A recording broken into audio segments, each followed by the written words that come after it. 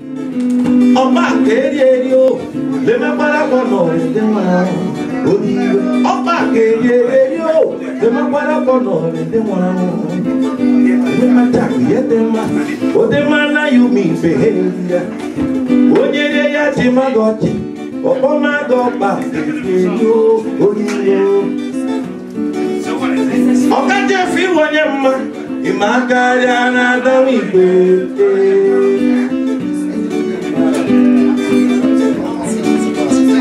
Ọ̀gájé fi wọnyẹ mma, ìmàkàrí ànàdáwò ìgbé.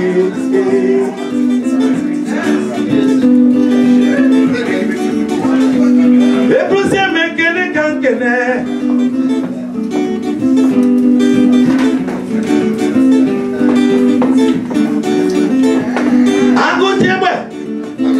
Agujegbe wonye mma omakari anadamu igwe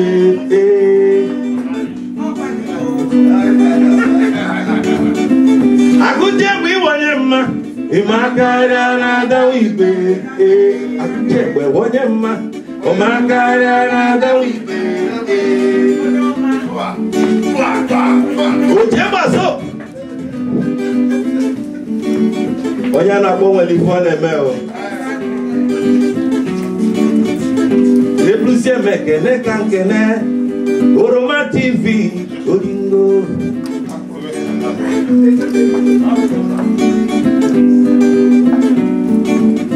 Honorable Dr. Nick Chikwe Olumnegele Odogu Buruburu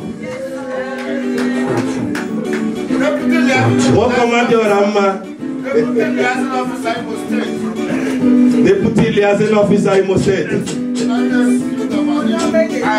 Ogati gbi wonye mma imakari anadawu igwe. Oya ne buweri fone me.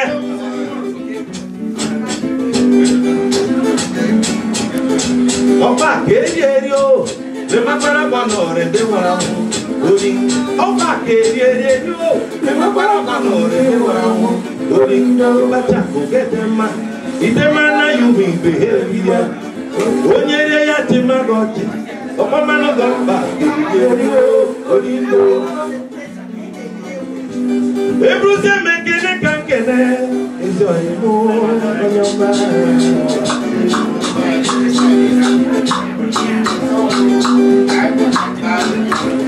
Ogogongo Olumnegele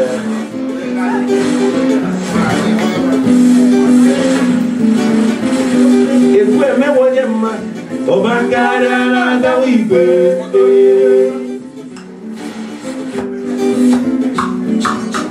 Ojebaso ki wonye mma Omakari anadawu igwe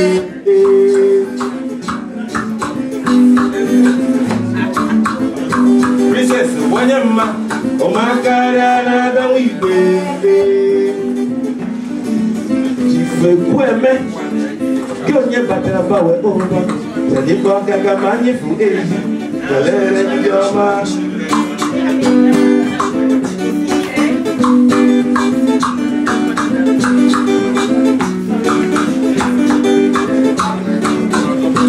Actress Ipewe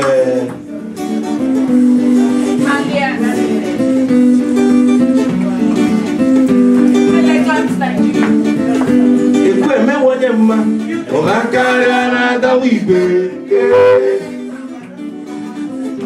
Ọba keri yo le mapara kono rende wara Ọba keri yo le mapara kono rende wara Ikacha koketema idema na yubi behavior Onyere ya chimagoti Ọba mago ba keri yo